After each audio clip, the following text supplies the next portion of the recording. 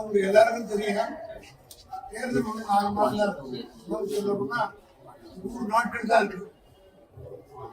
BJP வந்து ஒரு தேர்தலுக்கு முன்னாடி மகாராஷ்டிராவில் என்ன பண்ணாங்க, பீகாரில் என்ன பண்ணாங்க, அதே போல கர்நாடகாவில் என்ன பண்ணாங்க, எல்லாருக்கும் இந்தியாவில் இருக்கிற அத்தனை அரசியல்வாதிகள் தெரியும்.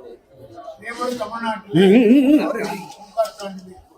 ஆட்சி மிக சிறப்பாக செயல்படுகிறது வந்து அனைத்து தரப்பு மக்களுடைய ஆதரவு பெற்ற ஒரு ஆட்சியாக இருக்கிற காரணத்தினால் இதை தாங்கிக் கொள்ள முடியாமல் எதையாவது திசை திருப்பலாமா என்ற எண்ணத்தின் அடிப்படையில் ஒன்றிய அரசு, இடி, சிபிஐ, எலெக்ஷன் கமிஷன் இது மூன்றையும் கையில் வைத்துக் கொண்டு எதையாவது செய்யலாம் என்ற முயற்சி.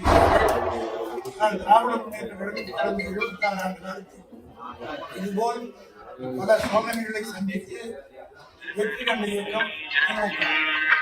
ஆக இதுபோல் ஈடிகளோ அல்லது சிபிஐயோ எந்த என்கொயரி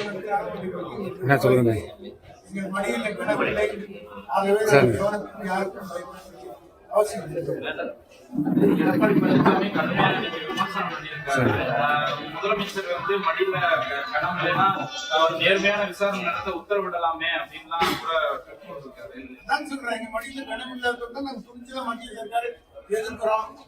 ஒரே ஒரு அவருடைய சம்பந்தம் ரைடு போனவொடனே நேரா போய் மரணமான கார்ல போய் கார்ல வந்து சரண்டர் பண்ணிட்டு எடப்பாடி என்ன பத்தி கேட்கிறாரு. நாடு அவர் பார்த்து என்ன எப்படி நாம துணிச்சலா இருக்கு, கூத்தல் மேலா இருக்கு. மோடி அரசை, ஒன்றிய அரசை மிக துணிச்சலோடு இன்றைக்கு இருக்கு. இந்த மடியில கணக்கு தான் நாங்க பயந்து தான் ஆகும். இவருடைய சம்பந்தி வீட்டுல ஒரு ரைடு பண்ண உடனே இவர் மகனை ஆக்கிட்டு ஒரு மிகப்பெரிய புள்ளி ஆக்கிட்டு கார் மூஞ்ச மூடிக்கிட்டு காரில் போனாரு.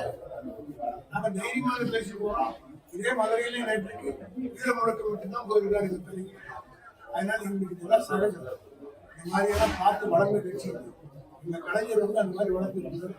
இதெல்லாம் நாங்கள் பயன்பட மாட்டோம். எடப்பாடி கிட்ட பேசுற அருகதையிலும் யோகி குறிப்பா மூத்த அமைச்சர்கள் மட்டும் குறி வச்சு இப்படி பண்றாங்க சார். பெரியசாமி அவங்க வந்து குடும்பத்துக்கு இருக்காங்க.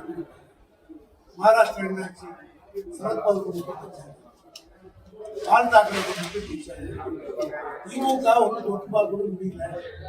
இதை எதோ செய்ய பார்த்தாலும் இந்த கட்சி ஒன்றும் பண்ண முடியல. அதனால கட்சியில் இருக்கிற மூத்த தலைவர்கள் எதையாவது போட அடிக்கதான் பங்கு உண்டு. அதுபோல நீங்க வழக்கு போட ஒவ்வொரு அமைச்சரும் உறுதியாக நிற்பாங்க, யாரும் உணவு. ஏன்னா இந்த கனவு தாங்கிறவர்கள் ஏற்கனவே 50 ஆண்டு காலம் எங்களை வழி நடத்துகிறார் கலைஞர். திருப்பரங்குன்றம் விவகாரத்துல உச்சநீதிமன்றம் போயிருக்கதா சொன்னாங்க. இப்ப அரசியலுக்காக அந்த மதம் முதலே தூண்டுவதாக நிச்சயமாக நீங்களாம் ஊடகங்கள் மதுரையை சார்ந்தவர்கள் திருப்பரங்குன்றத்துல என்ன நிலைமைன்றது நீங்க பாக்குறீங்க. உள்ளூர் மக்கள் இன்னைக்கு தெளிவாக இருக்கிறாங்க. இன்னைக்கு கூட காலையில 3000 ஐயப்ப பக்தர்கள் திருப்பரங்குன்றம் கோயிலுக்கு மலைக்கு கோயிலாம் போயிருக்கிறாங்க. அமைதி அங்கே நிலவுகிறது. வெளியே இருந்து போய் இந்த கலவரம் செய்ய பார்க்கிறாங்க. அயோத்தியில கூட யாருக்காக முதல்ல கலவரத்தை ஆரம்பிச்சு மண்டல் கமிஷன் வெளியாக அந்த யாத்திரையை குஜராத்ல இருக்கிற அத்வானி தானே அங்க நடத்தி பண்ணாரு. அதனால ஒரு குழப்பத்தை இங்க பண்ணலாமா நம்ம பண்றேன். ஆனா மதுரை மண் வரலாற்று அந்நியர்களுக்கு விடுவாங்க, மற்றவர்களுக்கு இடம் கொடுத்தாங்க. இந்த மன்னனுடைய பெருமையை அறியாதவர்கள் சீண்டி பார்க்கிறார்கள். இதே மண்ணிலே தான் திருப்பரங்குன்றத்துடைய கும்பாபிஷேகத்தை அறநிலையத்துறை மிக பிரமாண்டமானவரை எழுச்சியாக நடத்தினார். ஒரே ஒரு அசம்பாவிதம். அதே போல திருச்செந்தூர் முருகனுக்கு சம்பாரம் நிகழ்ச்சி நடைபெற்றது. அங்கே கோடி லட்சக்கணக்கில் கூடினார்கள். எல்லா ஆண்டையோட இந்த ஆண்டு அதிகமான கூட்டம் மத்தியில் ஊழல் ஒரே ஒரு அசம்பாவிதம்.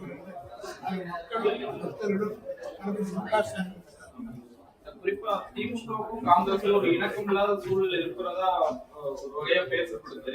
இதெல்லாம் எப்படி பாக்குறேன்? ஏன்னா இன்னைக்கு கூட அந்த திருச்சி வேலுசாமிங்கிறவர் போய் விஜயோட அப்பாவை மீட் பண்ணி இருக்கிறாரு. அவர் வந்து அந்த கட்சியிலே இல்லைன்னு என்னால் கட்சி பேரவைக்கு அபிஷியலாக செல்லப்படுறீங்க கேட்டால் தான் பதில் சொல்லுவாங்க. ஆனா அந்த கட்சியே இல்லாத செல்லப்படுறீங்க சொல்லிட்டாரு, வேலுத்தம்பிக்கு எங்களுக்கு சம்மந்தம் இல்லை அப்படின்னு சொல்லிட்டாரு. ஏன்னா சம்மந்தம் இல்லாமல் பேசும்போதுலாம் பதில் சொல்லுவாங்க. சரி, ஆனா ராகுல் காந்திக்கு நெருக்கமா இருக்கிற பிரவீன் காந்தி வந்து நான் பேசியிருந்தேன் விஜயோட அவர் மீதே அந்த ஃபோகாஸ் பண்ணி சொல்லி கூட கொடுத்துருச்சு. இதெல்லாம் ஒரு குழப்பத்தை உண்டு பண்ணாத தமிழக அதான் அங்க வந்து குடும்பத்தையே பிரிப்பாங்க. அண்ணன் தம்பியும் பிரிச்சாங்க. இங்க தமிழ்நாட்டுல கூட அப்பாவின் குடும்பம் பிரிச்சிட்டாங்க.